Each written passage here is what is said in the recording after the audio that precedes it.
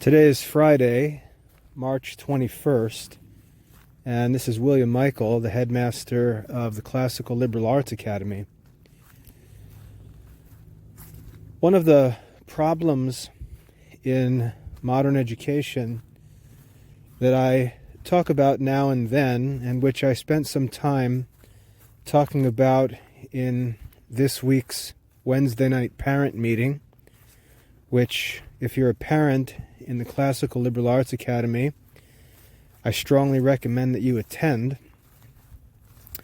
The problem is that children who go to modern schools, when it comes to the fulfillment of compulsory education requirements, really get credit for compulsory education by simply showing up to class. Think about how it works. A student goes to school, sits down in a desk, a teacher takes attendance, and then the student is credited with the hours of activity that the school's open that day. Teachers can take attendance for their individual classes, but generally there's just school attendance. And if the school is open for 6 hours, the student is credited with 6 hours of instructional time. Now, I don't know about you, but when I went to school, I might have been in the school for 6 hours, but I wasn't paying attention. I wasn't listening to my teacher. I was often not doing what I was supposed to be doing. I could have been doodling. I could have been writing a note to my friend. I could have been talking about the baseball game after school or last night's sporting events on television. I was very rarely paying attention to what was going on in the classroom. And normally, I found ways to get the minimum amount of work done when it needed to be done. And despite all that, I got full credit for instructional time at school every day. And you can see that that is a real scam. When the compulsory education requirements say that there's supposed to be 5 or 6 hours a day of instructional time, it doesn't mean that kids are supposed to be physically seated in desks, doing whatever they want. They're supposed to be instructed. They're supposed to be engaged. They're supposed to be active during those times. And schools, modern schools, really have no way of showing that they are so engaged, nor do they really care to, since it doesn't make a difference and there's no enforcement. If a kid is present in class and can manage to do enough to get a passing grade, no one says a word. When standardized tests are administered and scores are low, they just attribute it to dietary deficiencies, learning disabilities, problems at home, and so on. The schools take no accountability. There are no consequences. And they can always just make up new standardized tests or curve the grades and find other ways to cover up for what's going on. But what's interesting, as a sign of the hypocrisy of the modern educational industry, which is really for the people employed in it, not for the students or for the parents, What's interesting is when someone suggests that they might homeschool their children, they're immediately met with criticism, as if they're stepping away from some high standards, high results, educational system that maintains all kinds of accountability standards and measures and makes efficient use of time and so on. And so we've got this great hypocrisy in how homeschool families get treated by school administrators. The schools pretend, when they're talking to homeschool parents, they pretend to be something and do something that's not real. And homeschool parents are often intimidated by this. They're often bullied by this, and they don't know how to deal with it. And what's worse is that homeschooling parents often end up doing poorly because they don't know what they're doing, or they're using a curriculum that really isn't designed for homeschooling, which is completely different than learning in school. And they all but fulfill the criticism of the school administrators and make homeschooling look ridiculous. And I largely blame homeschool publishers, homeschool programs for contributing to this problem. I wrote an article that's been pretty popular in educational circles and homeschool circles about the fact that the Classical Liberal Arts Academy is really the only homeschool program that exists. And the reason why I say that is because it's specifically designed to effectively serve and support the unique circumstances of homeschooling. It's not a school program mailed to homeschool students. It's not a K-12 school curriculum sold to homeschool families. It's actually a program that makes sense out of homeschooling, that serves students in a homeschooling context and allows them to enjoy the benefits available through homeschooling. Now, as I said, the criticism and the pressure that's sometimes felt from school administrators is just self-contradicting hypocrisy. And let me just paint the school situation a little further. I've already sketched it out a bit, but let's look at it a little more carefully. We start in school by saying any child who is age 5 or 6 or 7, it varies by state, any child who reaches a certain age is subject to the laws of compulsory education.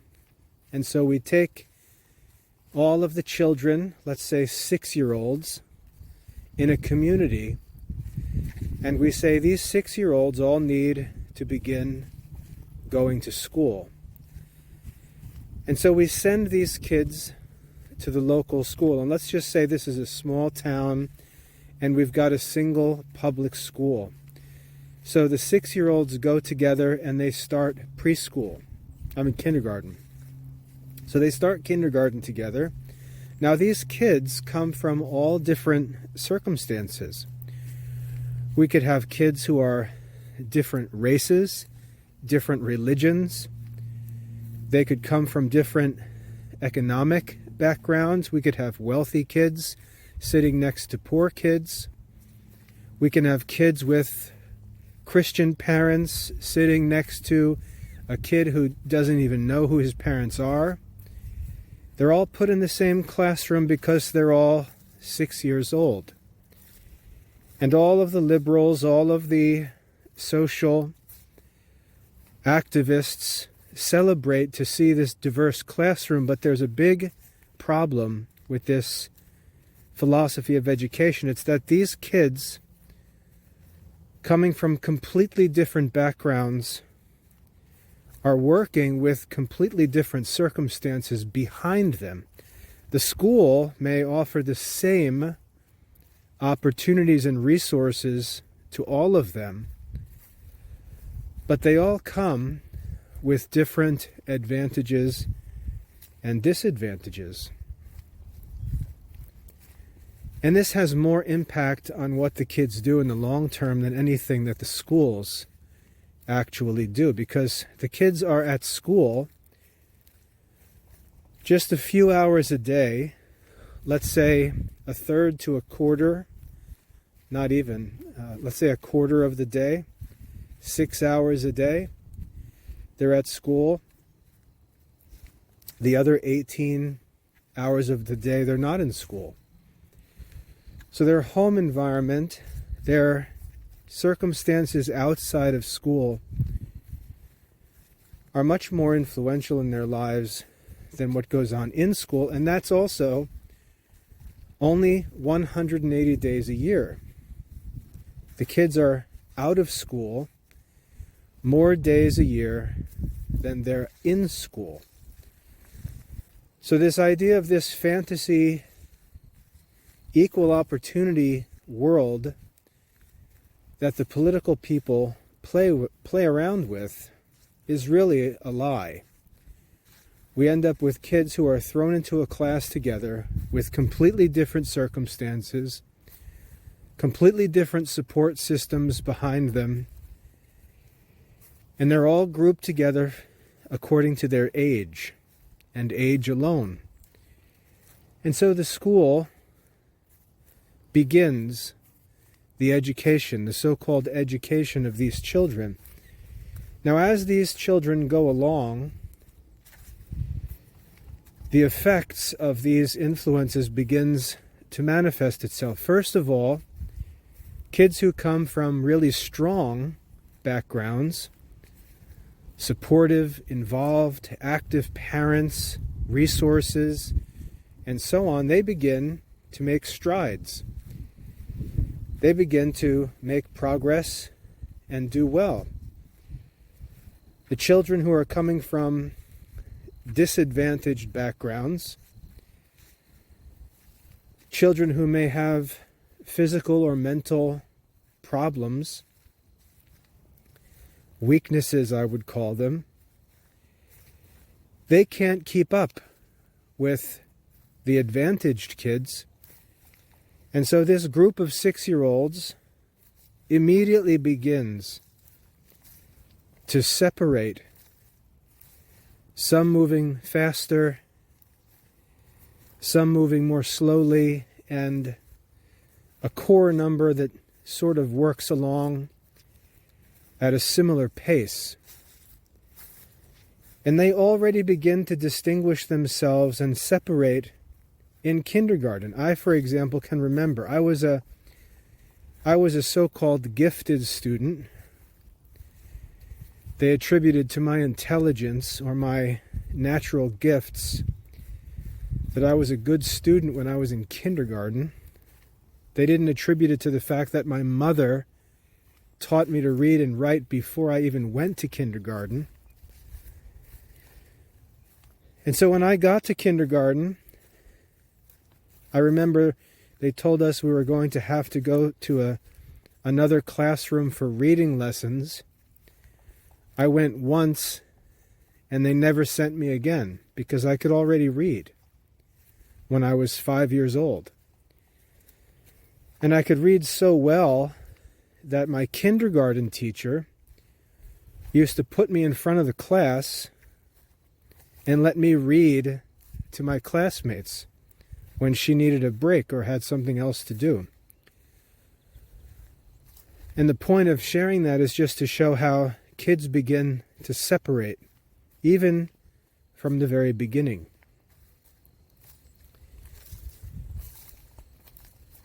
And so in those elementary years, as kids move on, we move into first grade, now we're 7 years old, we move into second grade, 8 years old. These paths are beginning to diverge more and more. But fortunately, the teachers can get through this by simply giving different grades to different children. So, me being a strong reader, I can get an A in reading.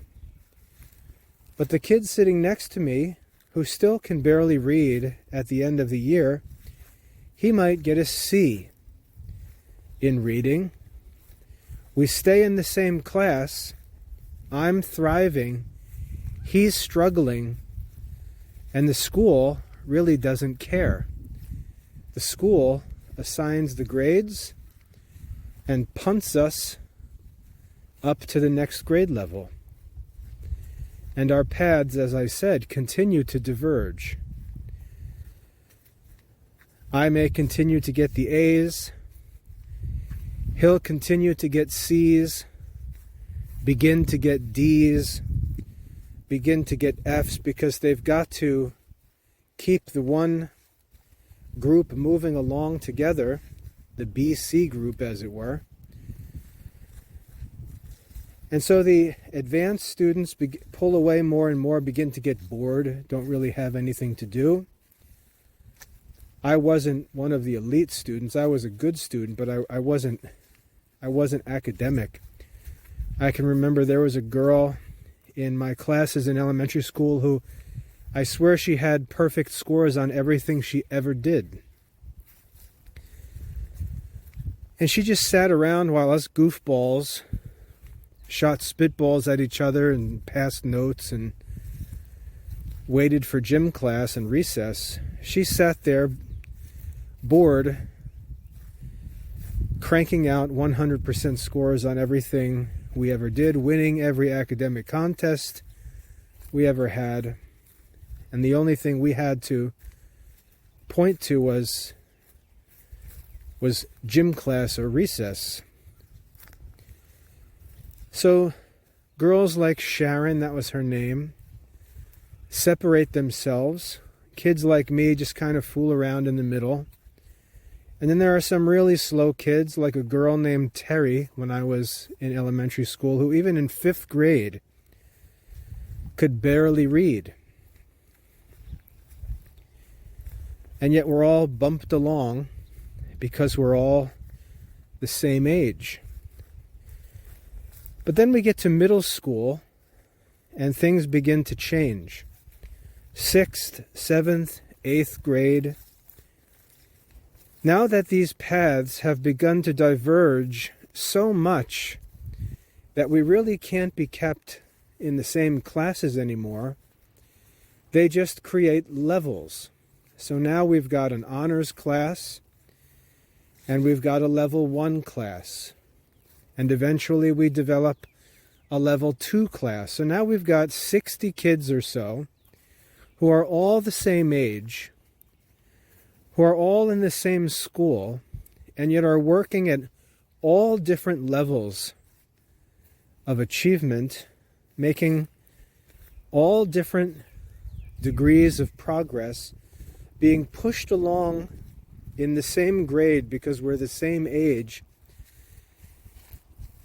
And because this method doesn't actually serve the children, as I said, it's for the employees of the school system that this system is even in existence.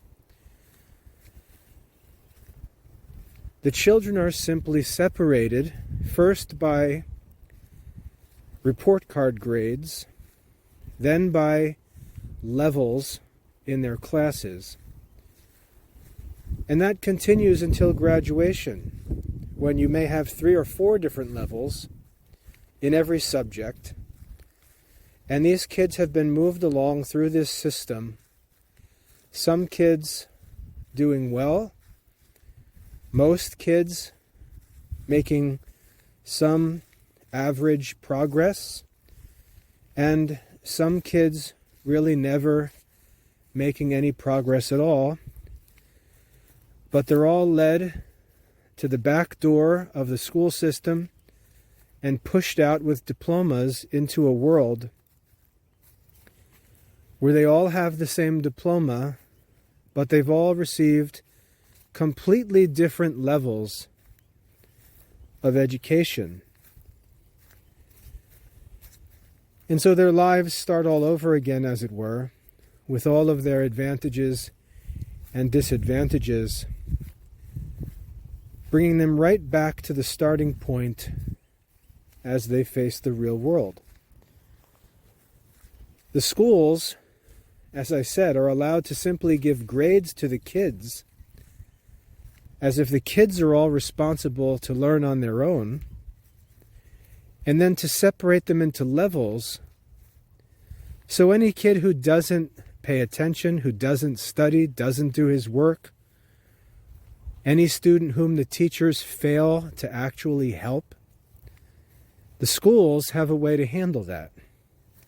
They just give them low grades, they just push them into lower levels, and everyone gets off in the end with no accountability.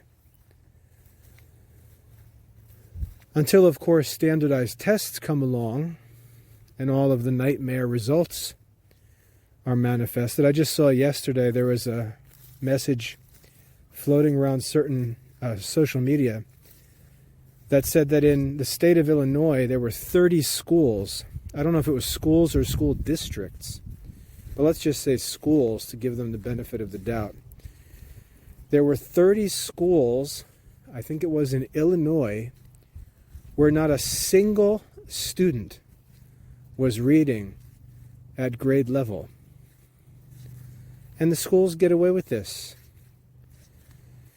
And if the standardized tests continue to be bad news for the schools, they simply abandon them, or they change them, they lower the standards, use different tests, and cover up the mess. That's how the school system works.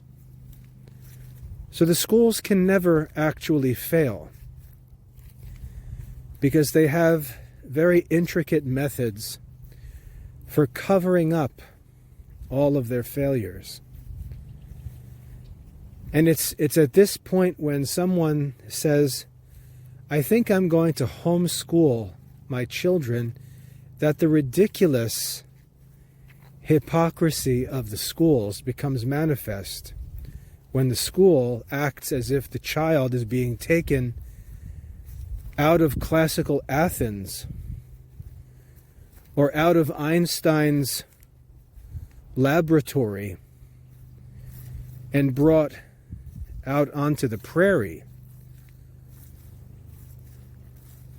The school suddenly acts as if they take personal responsibility for every single child and ensure that every single child fulfills every single standard at every single grade level.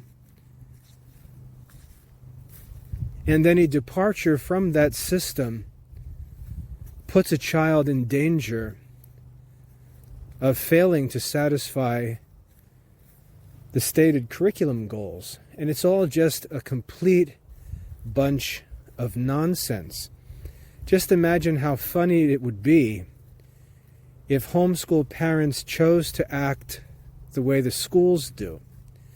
Imagine if a mother chose to homeschool her child, and the child went through kindergarten and first grade and second grade and couldn't read.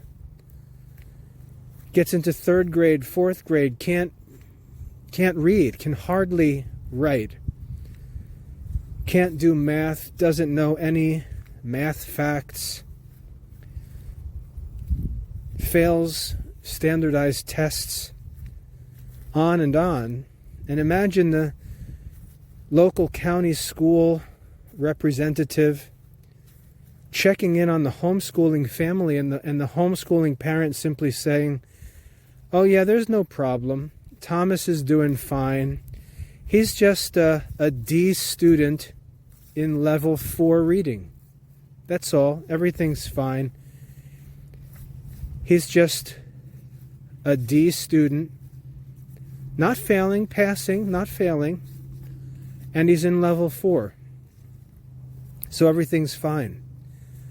You think the school would accept that explanation from a homeschooling parent? Of course not. But the schools are allowed to do that to as many children as they wish.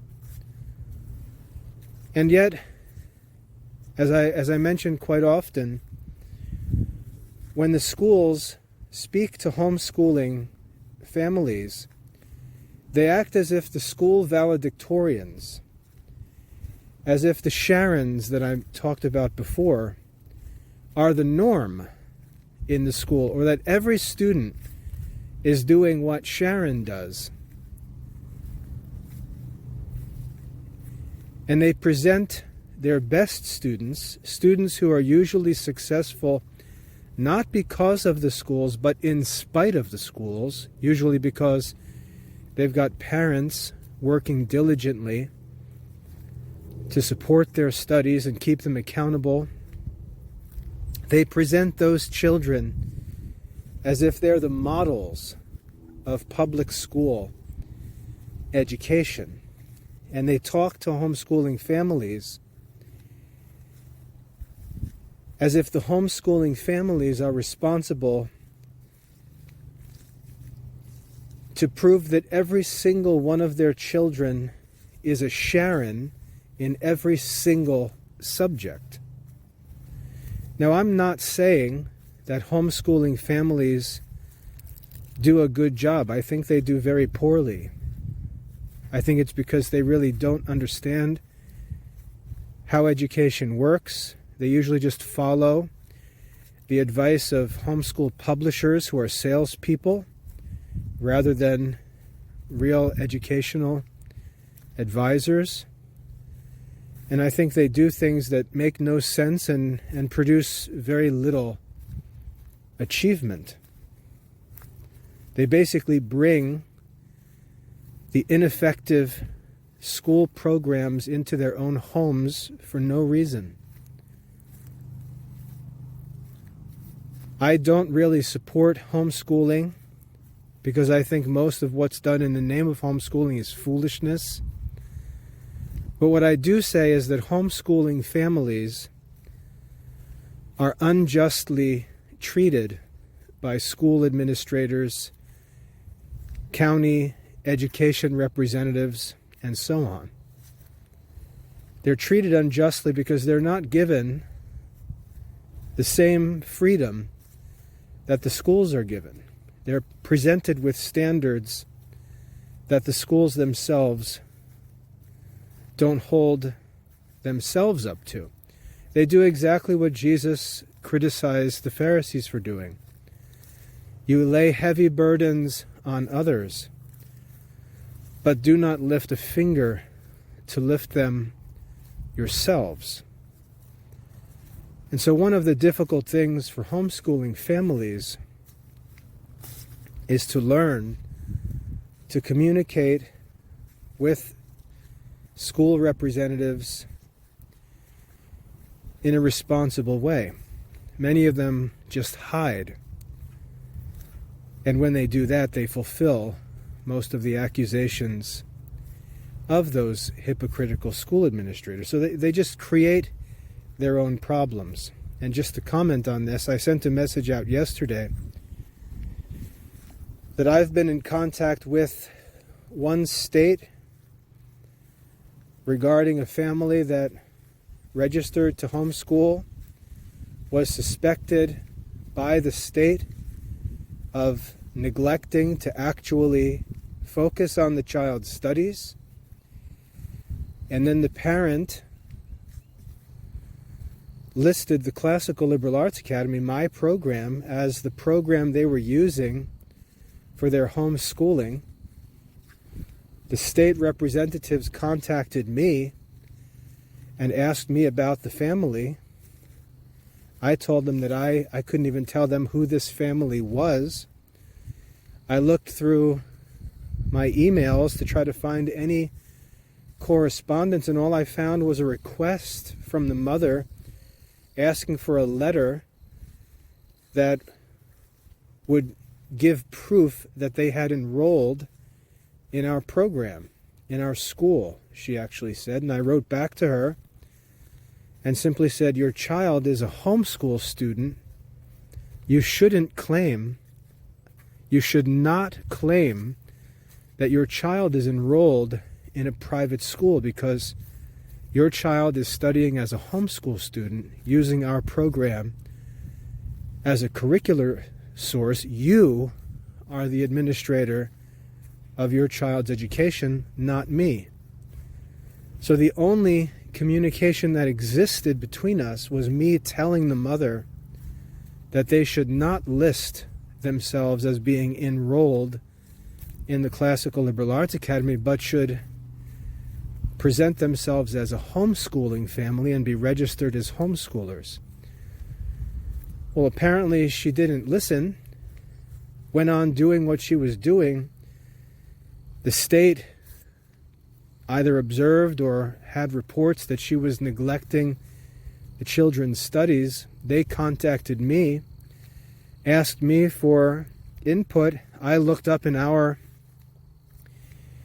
study center logs, activity records, and found maybe a dozen days of activity on our study center, and provided evidence that ultimately supports the social service accusations against this Catholic family, that there's no sign anywhere that they were providing for the education of their children. And this is common in homeschool circles. Parents, for who knows what reason, choose to quote-unquote homeschool their children and then don't do anything. You've got these crazy people talking about unschooling, who want to let their children run around outside and play instead of sitting in classrooms, as if sitting in classrooms is bad for them. And rather than fixing the problem and not just having the children sit in classrooms, but actually work with them individually and make sure they're accomplishing all of their study objectives, they choose to rebel like crazy people and go in the opposite direction and do even less. These people often get away with it just because the states and the county offices are lazy and they don't enforce the compulsory education laws. But if they would, many homeschooling families would end up in serious trouble. And I wish the states would enforce the homeschool laws, because I think these families, these parents, are sinning against their own children. They choose to homeschool not so they can give their children more, but so they can do less. And they deserve to be penalized for it. So, before I talk about homeschooling and its benefits, I want to acknowledge that I am not a proponent of homeschooling in general. I don't say things like homeschooling families are all amazing, wonderful, great, faithful patriots and all this nonsense. I know many homeschooling families who have done terrible things to their children in the name of homeschooling. And when I talk about homeschooling, I talk about doing it right, actually taking personal responsibility for your children's education, making studies the focus of your family life, and saying to the state, we're capable of providing for our children's education because we're a family who studies, so we can be left to handle this ourselves. That's what homeschooling is supposed to be. And homeschool students with parents who commit to their education should greatly exceed the expectations of public schooling and should achieve much more than kids their age who are enrolled in modern schools. Homeschooling should not even compare to public schooling. So having said that, what I'd like to talk about are some solutions to these problems that I'm developing for students in the Classical Liberal Arts Academy that I think will really transform homeschooling and allow homeschooling families to do things that they haven't been able to do before.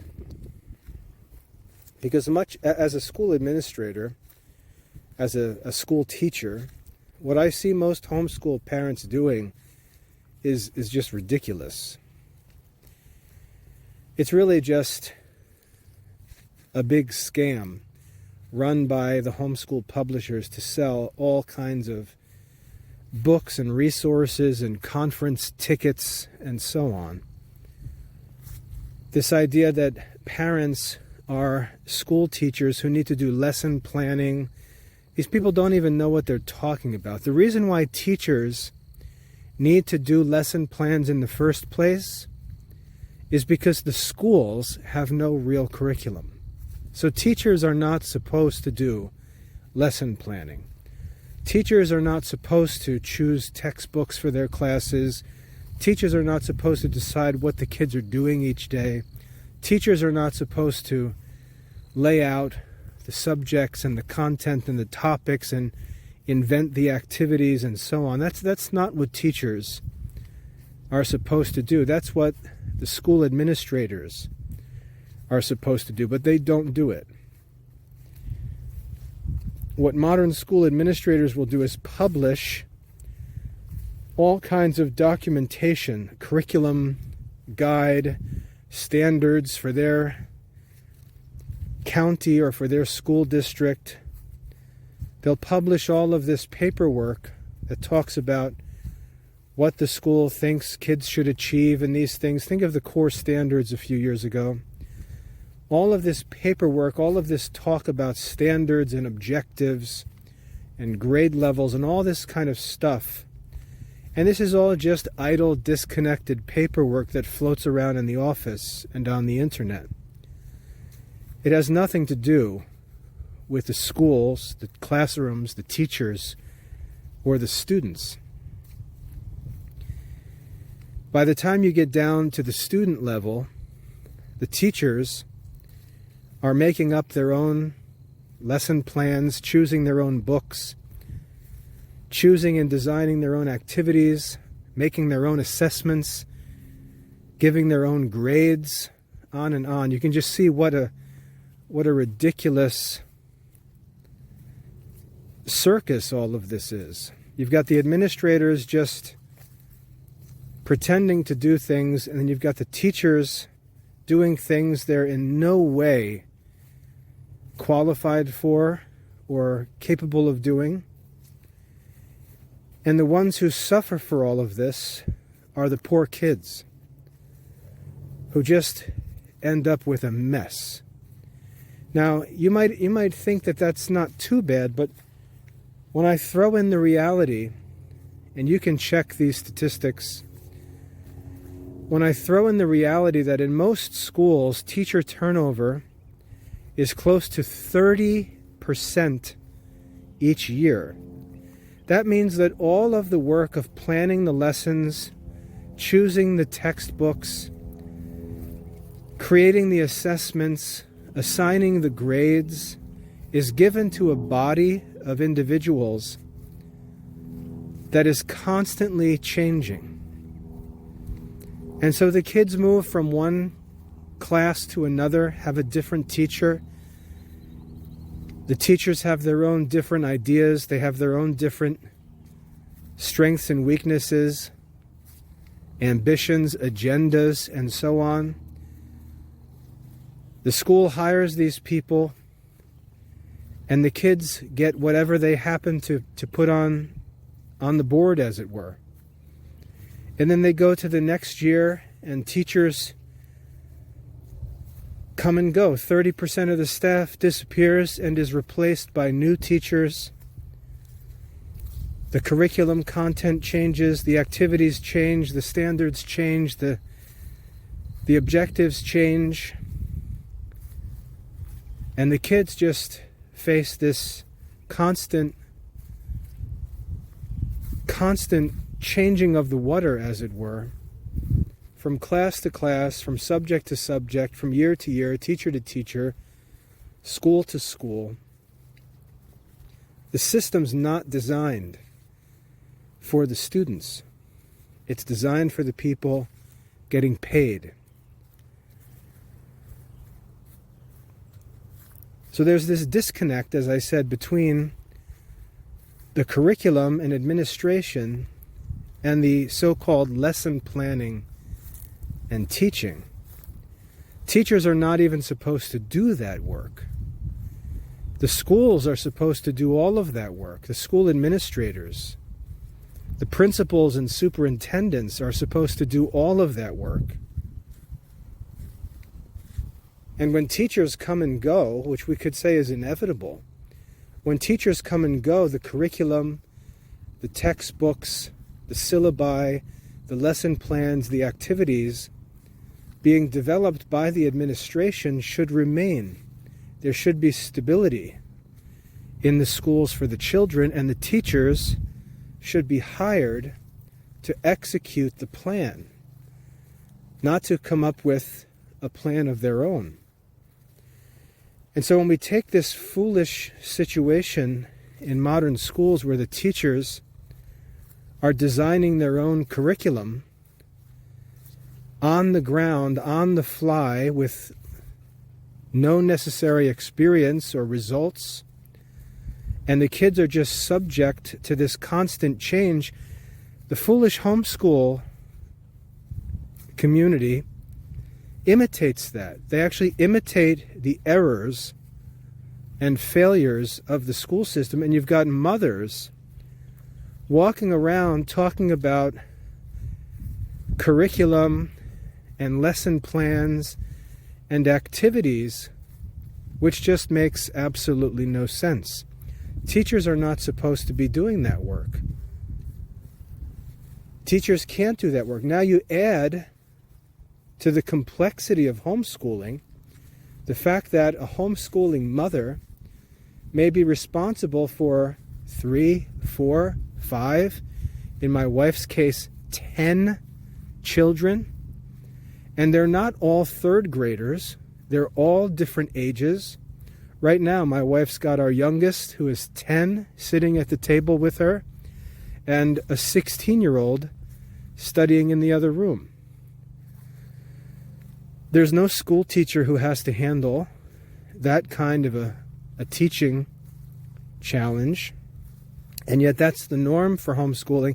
And you've got these deceitful, reckless homeschool publishers telling parents that this is all normal, and all they need to do is buy all these different supplies, and they need to learn how to use these planners, and they have to get these lesson plans, and they can mix and match all different curriculum programs and put things together. And this is just for parents to do on the fly, most of whom who have no teaching experience, no school administration experience at all. And this is the normal homeschool curriculum. What it really is just consumer culture. It's just fun to spend money, buy stuff, constantly be talking about buying and selling and evaluating, writing nonsense reviews for things. Again, it's not for the children. Parents often choose what program they're going to use not based on historical or philosophical principles, not based on theological principles, not on pedagogical standards, but according to their own social desires. You know, if we use this curriculum, we get to go to the local homeschool co-op meeting. Mom gets to hang out with the ladies. They have play days for the kids where the moms stand around and gab and socialize. It's not for the children. It's for others. And this is the fundamental problem with modern education. It's not for the children. So anyway, in the Classical Liberal Arts Academy, we have none of this nonsense. We don't have teachers creating their own lesson plans. We don't have teachers publishing their own stuff.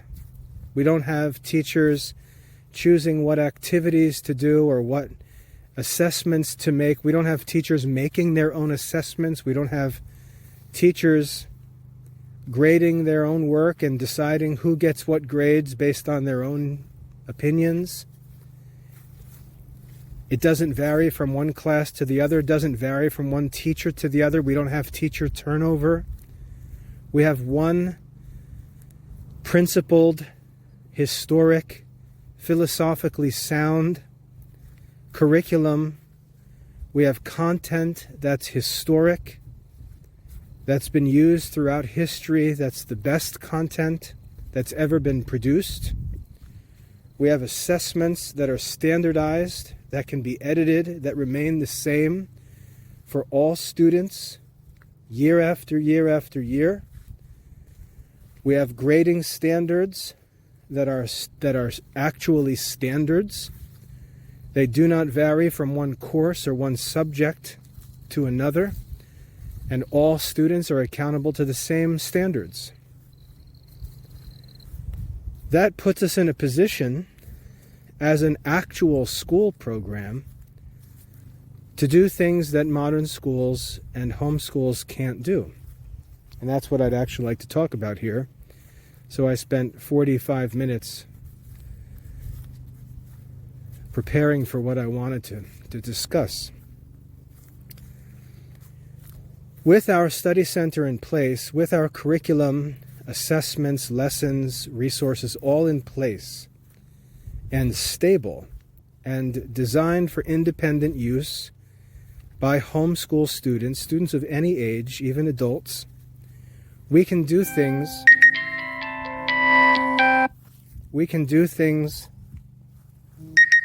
that modern schools can't. Sorry for the sounds in the background, it's chat requests coming in. We can do things that modern schools can't do. And this is where I think we're going to really start to pull away. Because the work that our students do in the study center, every single action that they take is logged in our database. When they log in, their login is logged in our database. When they view their dashboard, their activity is logged in our database. When they look at a course, their activity is logged. When they open a lesson, their activity is logged.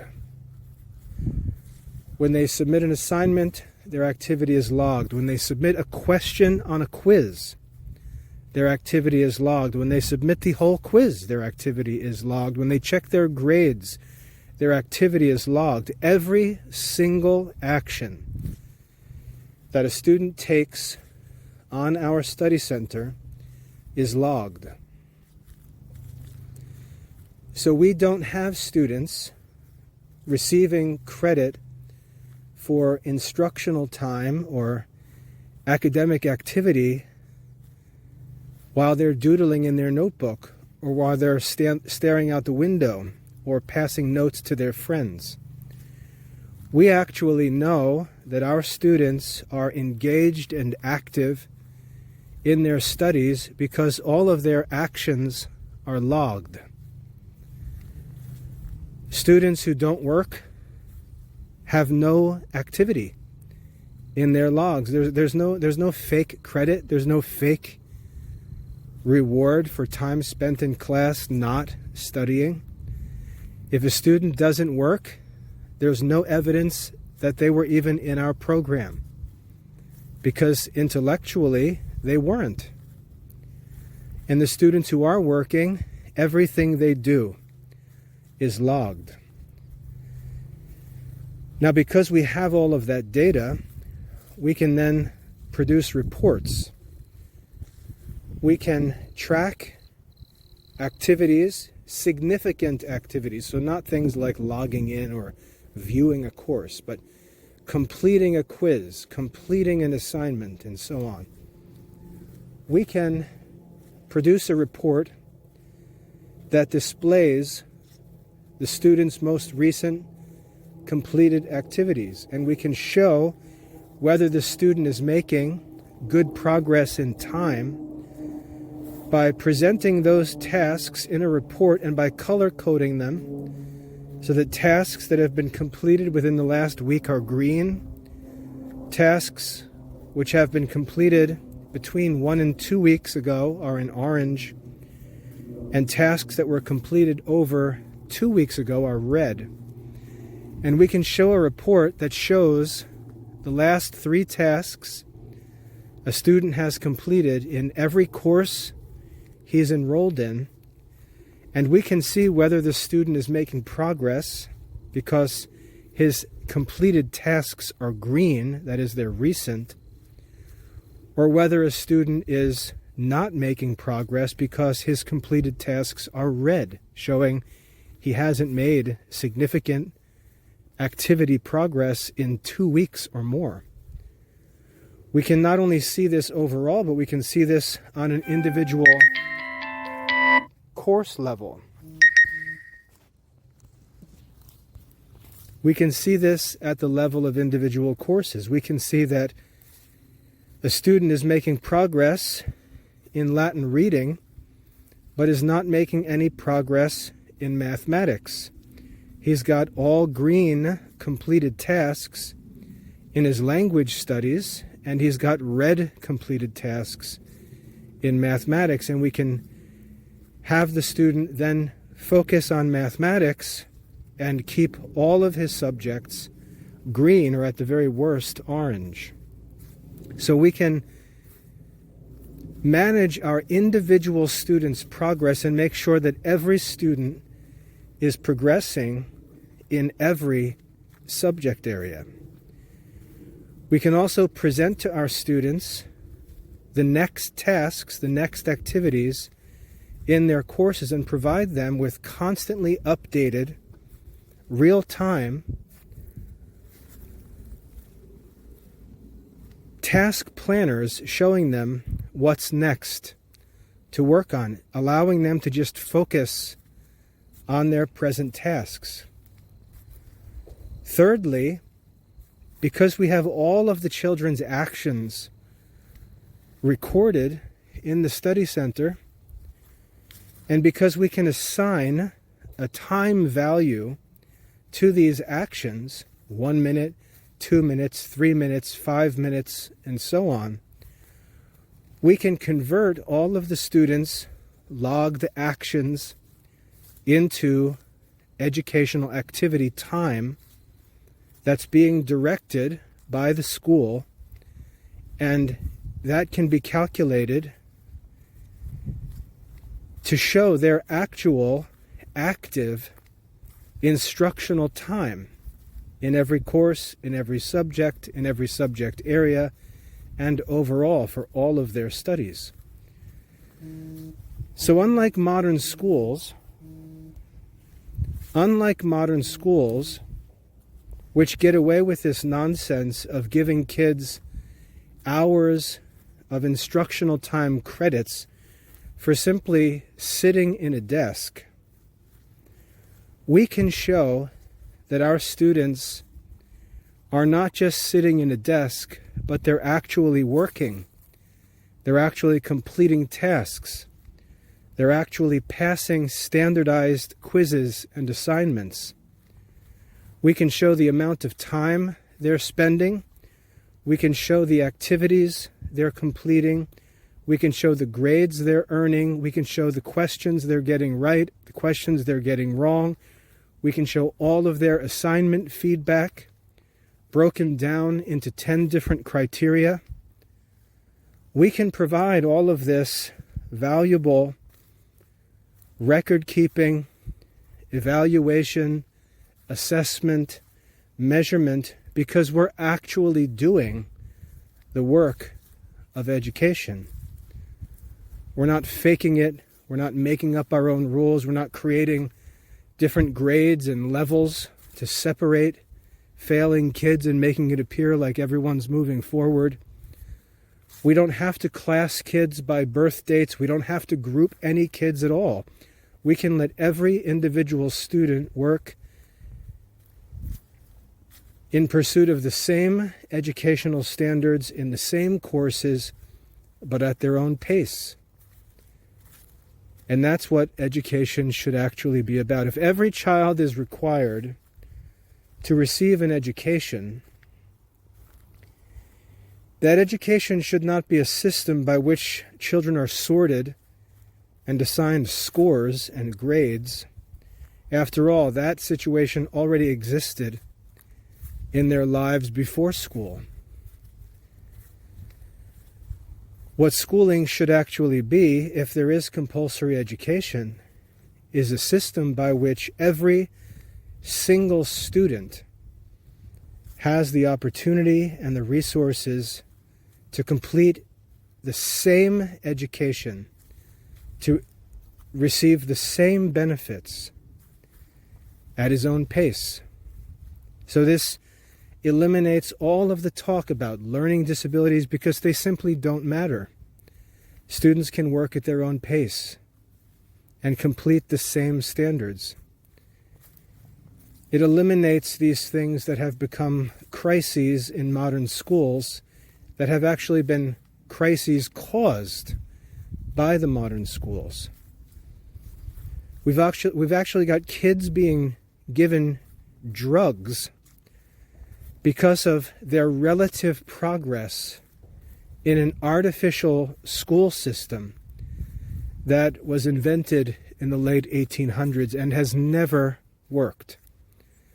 We've committed to this school system so radically that we're now willing to tell children that if they don't keep up with the group, they have biological and biochemical problems that need to be solved by medications, as if they're diseases. That's how much modern society has chosen to pretend that the modern school system is both effective and real, as if it's some natural reality that human beings have never lived without. That's how crazy these people are. They're so committed to their cash cow of modern schooling that they will drug anyone who makes it appear as if it's not successful. It's really crazy. And in the Classical Liberal Arts Academy, because we actually have real intellectual and academic goals, we have a real curriculum, we actually have a program that serves every individual student, we have the means of tracking their actual progress, recording and measuring that progress, reporting that progress, and then being able to use it to help them find weak spots and fix problems and actually receive an excellent education. And all of this is available through our study center. Now, what's even more crazy about all of this is that this program that we offer, which gives students the opportunity to enjoy real classical Catholic education, K-12, modern studies with accreditation, we're offering this whole program with all of these benefits for tuition that costs only $300 a year per student. $300 per year. That's if you use a monthly subscription for enrollment. It's $25 a month, and it's open year-round, so there's There's no reason why kids are idle all summer. It costs $300 a year, and if you sign up for a whole year, we give you 2 months free. So it's actually only $250 per year for accredited K-12 education and access to real classical Catholic education with all of these benefits that I've talked about today. It costs $25 a month, and to tell you the truth, I'm working to make it more and more affordable, and I could see in the future that price going down significantly. However, what limits the price right now is simply the number of students. If the number of students increases in the Classical Liberal Arts Academy, if Catholic parents tell other parents about the Classical Liberal Arts Academy and the number of students increases, our expenses, our operating costs are not going to increase. And I promise, and this talk can be evidence of this promise, I promise that if Catholic parents commit to spreading news about the Classical Liberal Arts Academy, and they cause enrollment to increase, the price for enrollment in the Classical Liberal Arts Academy will decrease and will continue to decrease. Our monthly operating costs to develop and maintain everything we offer are fixed. They don't increase when there are more students, they stay the same. And I'm not looking to turn education into a cash cow. I'm looking to glorify God and actually help children enjoy the best education possible. And I promise that if enrollment numbers increase, tuition will continually decrease. So I'd like to ask you to not only make use of the program, whether you're an adult, a parent, a student yourself, whatever, not only make use of it, but invite others and share links to our website, share talks, share resources, invite others, because if our enrollment increases, our tuition will decrease. I promise that. So what's exciting is that we're actually solving this problem of making real education available to all children. And you're going to see the benefits over time, but I'd like to encourage you to enroll, make use of these resources, all of which are included in the cost of enrollment, and help us to continually develop our program and lower our tuition. I hope that's helpful. Thanks for listening. God bless.